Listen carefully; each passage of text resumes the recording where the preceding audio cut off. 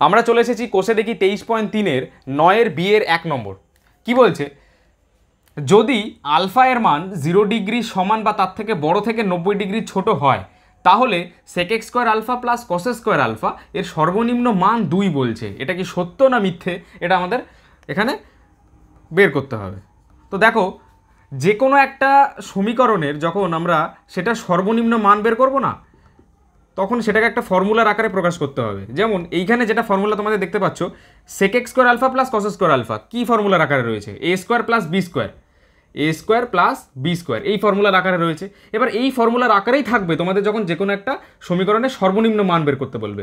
তো সেই সময় কি করবে, a মাইনাস বি তার হোল স্কোয়ার প্লাস 2ab, এই ফর্মুলাটি ইউজ করবে। দুটো ফর্মুলা হয়, আর একটা হয় a প্লাস বি তার হোল স্কোয়ার মাইনাস 2ab।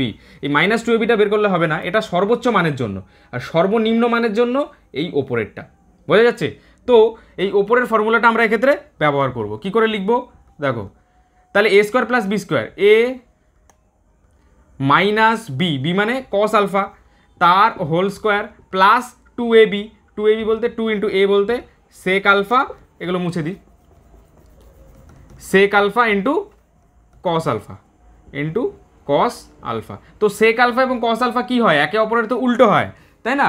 তো জিনিসটাকে যদি আরেকবার লিখি, sec alpha minus cos alpha তার হোল স্কোয়ার এখানে তো রয়েইছে, plus 2 into sec alpha into cos alpha, sec alpha into cos alpha মানে কত, 1/সেক আলফা, তাই তো? তাহলে সেক আলফা কেটে গেল, পড়ে রইল খালি 2।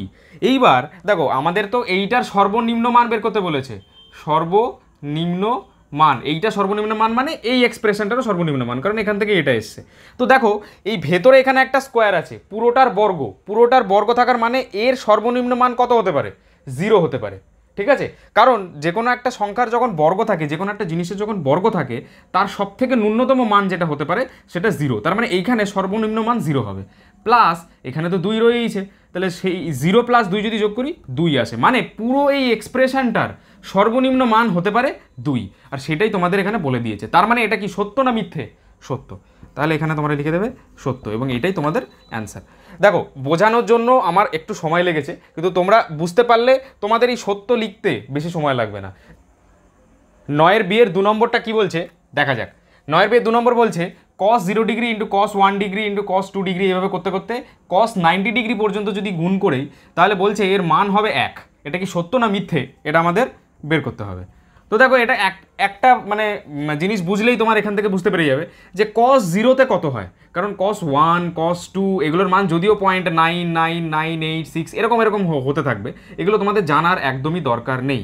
তোমরা খালি দুটো মান জানো, একটা হচ্ছে cos 0 ডিগ্রি আর একটা হচ্ছে cos 90 ডিগ্রি। এই দুটো জানলেই তোমাদের অঙ্কটা হয়ে যাবে। cos 0 ডিগ্রিতে কত হয় 1, তাহলে 1 ইন্টু cos 1 এইভাবে হতে থাকবে, ইন্টু cos 2 ডিগ্রি এরকম হতে থাকবে, হতে হতে cos 90 ডিগ্রিতে আসবে। তো cos 90 ডিগ্রিতে কত হয়, cos 90 ডিগ্রিতে হয় 0। তাহলে পুরোটার সাথে যখন 0 গুণ হবে তখন তো পুরোটার মান 0 হয়ে গেল, কিন্তু এখানে বলেছে এত এর মান 1। তাহলে এটা কি সত্য না মিথ্যে? নিশ্চয়ই মিথ্যে। তাহলে ব্যাস মিথ্যে হয়ে গেল। কেন মিথ্যে হলো তাহলে বুঝতে পারলে, cos 90 ডিগ্রি মান যেহেতু মিথ্যে, সেই জন্য পুরোটা 0 হওয়ার কথা, কিন্তু এখানে বলেছে 1, সেই কারণে এটা মিথ্যে। যাই হোক, এই দুটো সত্য মিথ্যে তোমাদের অনুশীলনীতে রয়েছে। এই দুটো নিয়ে যদি কোনো রকমের কোনো সমস্যা থাকে তাহলে এখনই কমেন্ট সেকশনে জানাও।